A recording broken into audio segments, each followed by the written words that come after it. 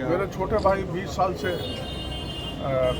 अपना नौकरी छोड़कर बीजेपी में सेवा दे रहे हैं और आपातकाल में भूमिगत होकर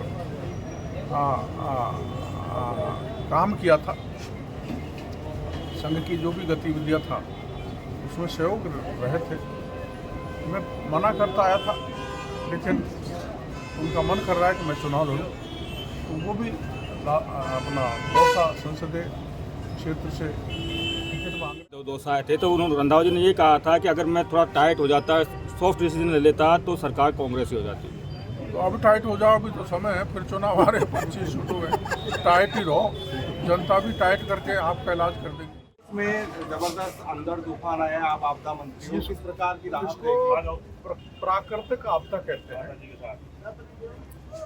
और इसमें सूचना मिली है, अभी मैं मीटिंग बुला रहा हूँ 12 बजे शासन सचिवालय में, कि अंधड़ विशेषकर बिजली गिरने से 5-6 लोग की मौत हो गई, एक जगह 25 भेड़ भी मारी गई, फसल पर भी असर पड़ा है।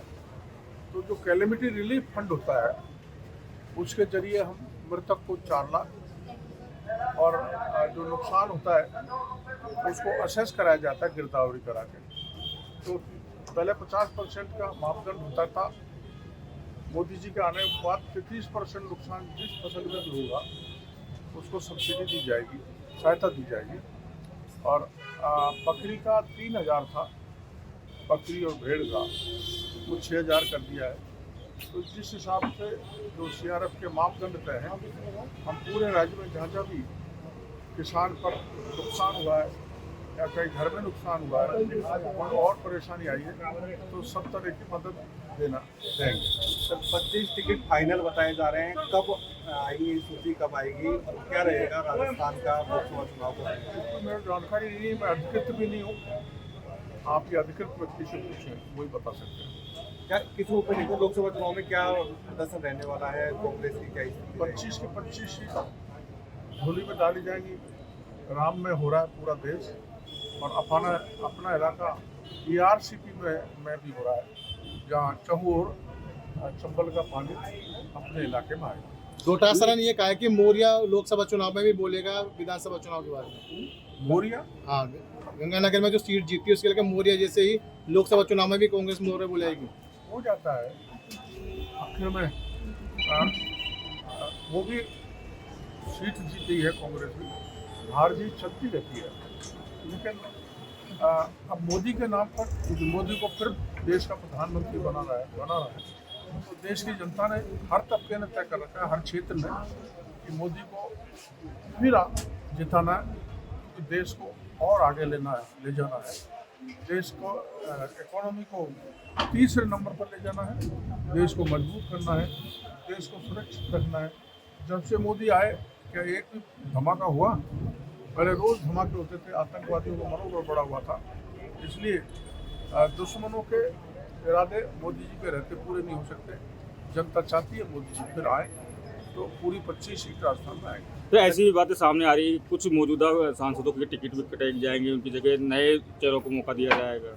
हो सकता है, आप लोग देखते हो, आपको ज़्यादा जानकारी है, पर ये पार्लियामेंट बोर्ड को ही पता लगता है किसको देना, किसका काटना, वही तय करेंगे। सर आपने कोई दावेदारी की हो या आपके परिवार से किसी ने दावेदारी की हो क्या? मेरे छोटे भाई 20 साल से अपना नौकरी छोड़कर बीजेपी में सेवा दे रहे हैं और आपातकाल में भूमिगत होकर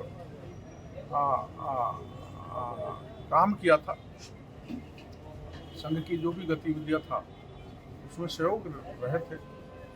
मैं मना करता आया था, लेकिन उनका मन कर रहा है कि मैं चुनाव लड़ूं, तो वो भी अपना दौसा संसदीय क्षेत्र से टिकट मांग रहे हैं। टिकट मांगने का अधिकार सबका है, पार्लियामेंट बोर्ड तय करेगा, उसको जिताएंगे। तो कुछ दिन पहले अशोक गहलोत दौसा आए थे, तो उन्होंने कहा था कि ERCP जो धन्यवाद यात्रा है बीजेपी की, वो बकवास है, ढकोसला है, जनता को बेवकूफ़ बना रहे हैं। बेवकूफ़ बनाने वाली बात इसलिए नहीं है कि 45,000 करोड़ रिवाइज DPR होगा।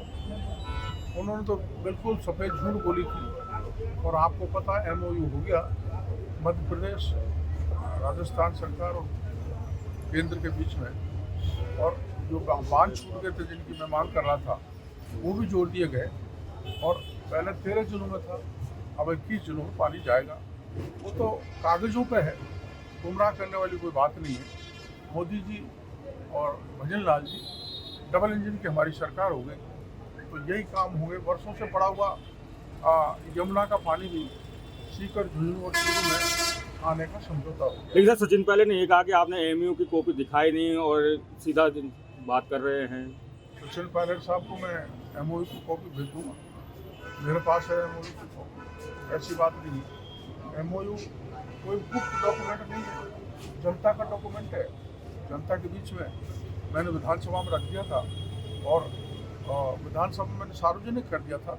MOU का हवाला भी दिया था जब ERCP पे मैंने विधानसभा में जवाब दिया था। फिर इसके बाद भी वो भी यही भी कह रहे हैं कि अब की बार मोदी का मैजिक नहीं चलेगा, जनता समझ चुकी है। तो मैजिक तो गहलोत का भी नहीं चला, मोदी का मैजिक तो देश की जनता में सिर चढ़ के बोल रहा है, दुनिया में बोल रहा है। ऐसे ऐसे राष्ट्राध्यक्ष हैं जो मोदी को पैर तक छूते हैं, तो उन्होंने विश्वास पैदा किया, सम्मान पैदा किया, सबको साथ लेके चल रहे हैं, सबका विकास कर रहे हैं। अंतिम सवाल पूछेंगे। गोविंद सिंह चौटासरा, रंधावा जी दो आए थे, तो उन्होंने रंधावा जी ने ये कहा था कि अगर मैं थोड़ा टाइट हो जाता, सॉफ्ट डिसीजन ले लेता तो सरकार कांग्रेस ही हो जाती। तो अब टाइट हो जाओ, अभी तो समय है, फिर चुनाव आ रहे 25 शुरू है, टाइट ही रहो, जनता भी टाइट करके आपका इलाज कर देगी।